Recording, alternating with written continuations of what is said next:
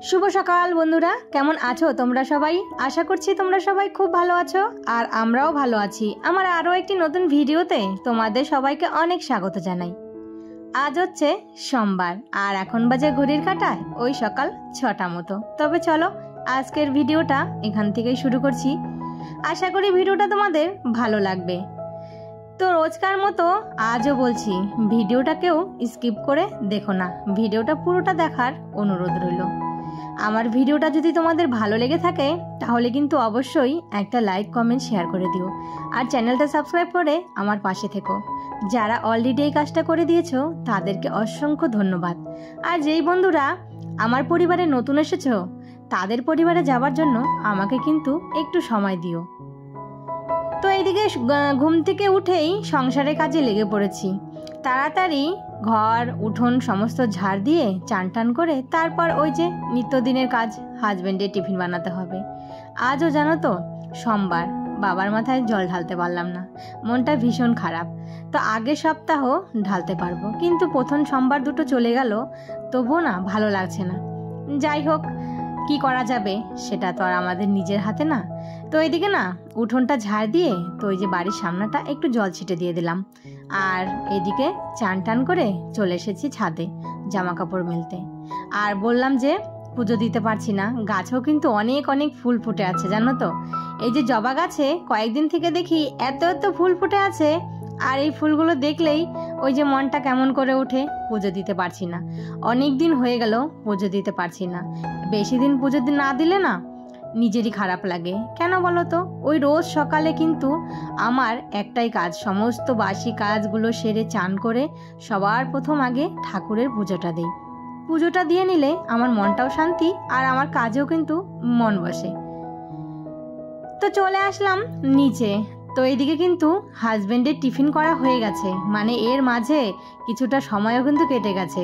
হাজবেন্ডের টিফিন করেছি, তারপর এই যে চা বসালাম।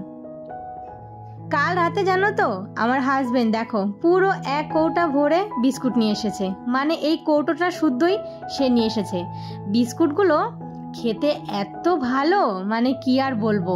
আমি কিন্তু এই প্রথম খেলাম, আমার হাজবেন্ড খেয়েছে তো বলল যে বিস্কুটটা বেশ ভালো খেতে, তাই সে পুরো এক কৌটো বিস্কুট ধরে নিয়ে এসেছে।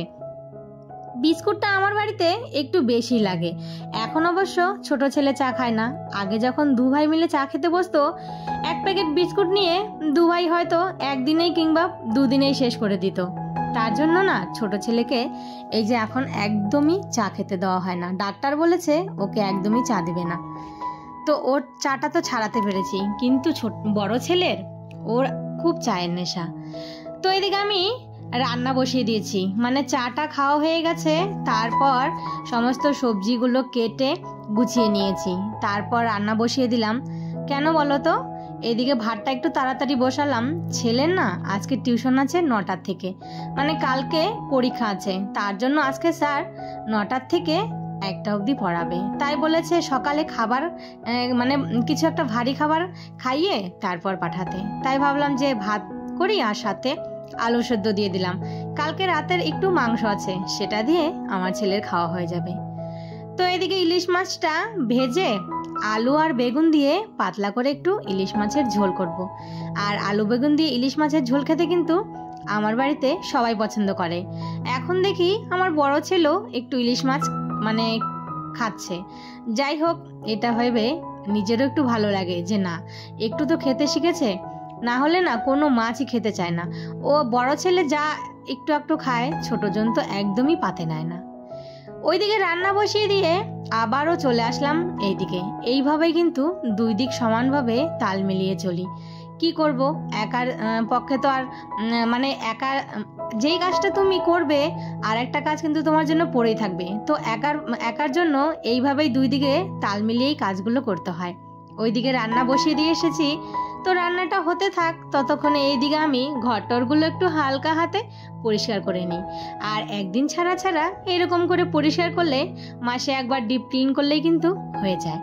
তো এই সমস্ত জিনিসগুলো কিন্তু ওই 1-2 দিন পর পর মানে এগুলো কিন্তু ক্লিন করে নিচ্ছি। এইদিকে তাড়াতাড়ি রান্নাবান্না সেরে আবার ছোট ছেলেকে স্কুলে পৌঁছে দিয়ে আসতে হবে। ওকে শুধু পৌঁছে দিয়ে আসি, বাস আসার সময় বন্ধুদের সাথে চলে আসে। শুধু রাস্তাটা পার করা নিয়ে চিন্তা। ওকে বলেছি রাস্তার এই পাশে এসে কাউকে হয়তো বলবে যে একটু পার করে দিতে। অনেক দোকানদার আছে চেনা জানা, একটু বললেই তারা পার করে দেয়। আর ওদের স্কুলে না মানে নির্দিষ্ট কোনো টাইম নেই যে সেই টাইম ধরে ছুটি হবে, তার জন্য না আনতেও যেতে পারি না। আর এখান থেকে এখানেই তো, তার জন্য সব বন্ধুদের সঙ্গে চলে আসে, এই জন্য আর আমার আনতে যেতে হয় না, শুধু যাওয়ার সময় একটু পৌঁছে দিয়ে আসি। এইদিকে ঘরের কাজগুলো করতে করতে এসে দেখি আমার তরকারিটাও হয়ে গেছে। তো তরকারিটা নামিয়ে তাড়াতাড়ি করে রান্নাঘরটা পরিষ্কার করে এখন ছেলের ব্যাগপত্র গুছিয়ে একটু ভাত খেয়ে তারপর চলে যাব ছেলেকে স্কুলে দিতে। ওর আবার বায়না হয়েছে ওকে রুটি দিতে হবে টিফিনে, আর রুটি আবার খেয়েও যাবে, তাই ওকে খেতে দিয়ে দিলাম। আর এইদিকে আমি ওর টিফিনটা গুছিয়ে জলের বোতল রেডি করে ড্রেসগুলো রেডি করে দিচ্ছি। এর মাঝে অনেকটা সময় কিন্তু কেটে গেছে, এখন বাজে ওই সন্ধে 7টা মতো। তো এদিকে ছেলের বায়না হয়েছে মা একটু দুধ বিস্কুট খাবো, তো এদিকে দুধ নিয়ে আসলাম আর এই যে 1 প্যাকেট বিস্কুট। তো ঘরে কিন্তু অনেক রকমের বিস্কুট আছে, তবু ওর এই বিস্কুটটাই চাই। তো এদিকে তাড়াতাড়ি দোকানে গেলাম, ও আবার সঙ্গে সঙ্গেই কিন্তু গিয়েছিল, বলল চলো আমিও যাব। এই বিস্কুটটা দিয়েই তার আবার এই যে দুধ খেতে হবে। তো 1 প্যাকেট বিস্কুট নিয়ে আসলাম আর এই যে 1 প্যাকেট দুধ।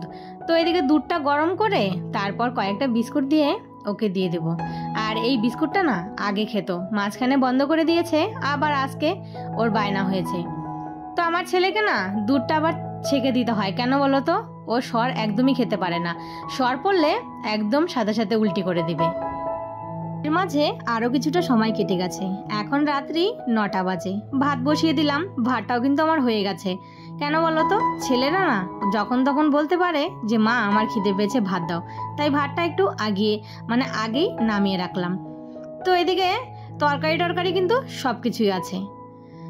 তো এদিকে 10টাও বেজে গেছে আর আমাদের খাওয়া দাওয়া কমপ্লিট হয়ে গেছে। তো রাতের এই যে সমস্ত বাসনগুলো ভালো করে মেজে রান্নাঘরটাও পরিষ্কার করে একটু ডাল ভিজিয়ে রেখে যাব, আর কয়েকটা ছোলা আর হচ্ছে বাদাম সকালের জন্য। সকালে কালকে আবার নিরামিষ, তো হাজবেন্ডকে একটু ছোলার ডাল আর সাথে রুটি করে দিতে পারবো।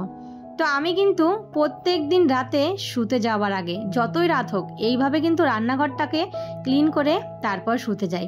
মানে কোনোদিনও কিন্তু এই যে রান্নাঘর এইভাবে এঁঠোকাটা ফেলে রাখি না, যতই রাত হোক, ওই রাত্রি 1টা 2টো কিংবা 3টেই হোক, সমস্ত বাসন মেজে রান্নাঘর পরিষ্কার করে তারপরে শুতে যাব। তো এদিকে দেখো রান্নাঘরটা পরিষ্কার হয়ে গেছে, তারপর এই যে একটু ডাল আর কয়েকটা ছোলা মটর এখন ভিজিয়ে রেখে দিচ্ছি। তো চলো বন্ধুরা, আজকের ভিডিওটা এখানেই শেষ করি। সবাই ভালো থেকো, সুস্থ থেকো, আর ভিডিওটা কেমন হয়েছে অবশ্যই একটা কমেন্ট করে জানিও। আবারও দেখা হবে নতুন কোনো ভিডিওর সাথে।